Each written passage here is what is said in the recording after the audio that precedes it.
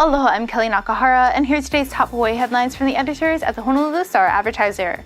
Also, huge mahalo to Long Drugs Hawaii for sponsoring the show. Head on over to your neighborhood Long Drugs for all your shopping needs.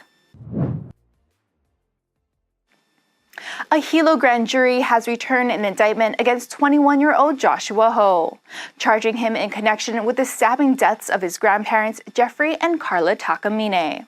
Ho was indicted Thursday on charges of first-degree murder, 2 counts of second-degree murder, and 1 count of second-degree attempted murder. According to court documents, Ho's mother called police to their home on January 16th because he was having a schizophrenic episode. When officers arrived, they saw Ho being restrained by his brother and father. Police found the Takamines dead in their bedroom with multiple stab wounds. Ho's brother said he woke up to a woman screaming and saw Ho standing in the living room with blood on his chest, holding a kitchen knife. The brother wrestled the knife away from Ho and threw it out of the house. Jeffrey and Carla Takamine were well known in the Hilo community as proprietors of cookie company Big Island Delights. Dramatic footage released today shows Paul Pelosi fighting with an assailant moments before he was struck by a hammer during an attack at his house last year.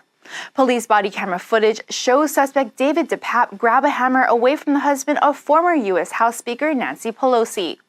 DePape then lunges towards the 82-year-old with the tool over his head.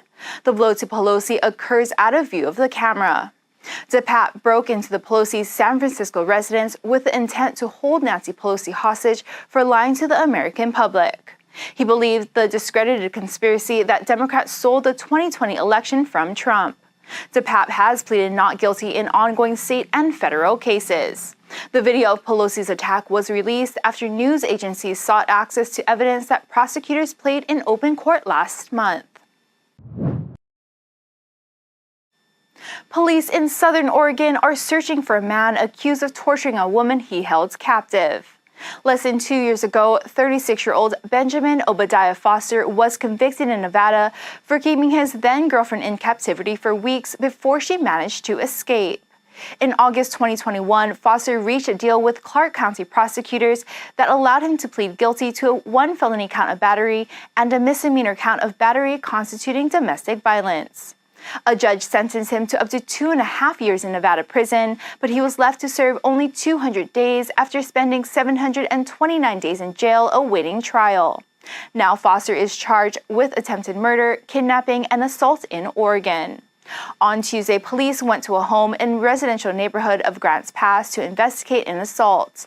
They found a woman who had been bound and beaten unconscious, allegedly by Foster. A 35-year-old man has been charged in connection with the alleged armed robbery of a fast food restaurant in Pahoa.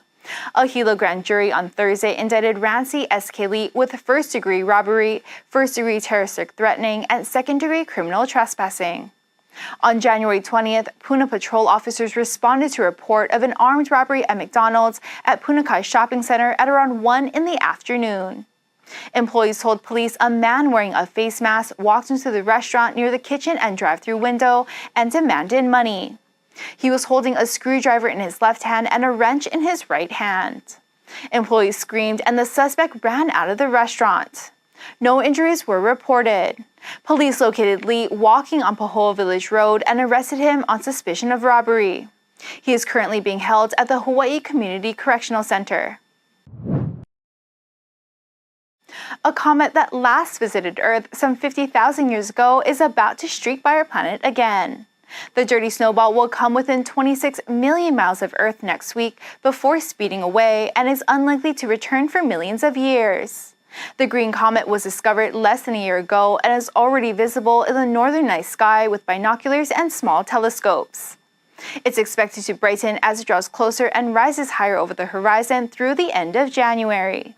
On Wednesday, it will hurtle between the orbits of Earth and Mars at a relative speed at 128,500 miles per hour.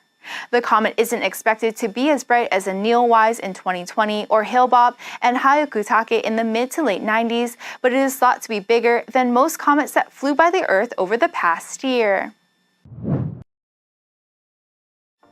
For more on these stories and all the latest headlines, subscribe to the Honolulu Star-Advertiser. Visit Hawaii's top source for breaking news online at staradvertiser.com and download the Star-Advertiser mobile app. Mahalo, have a great day, and we'll see you right back here next week.